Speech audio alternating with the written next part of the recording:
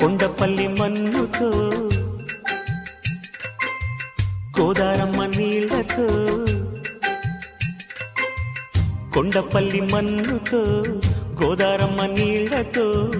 మలచిన బొమ్మరాయిది ప్రాణమున్న గుమ్మరాయిది ప్రాణమున్న గుమ్మరాయి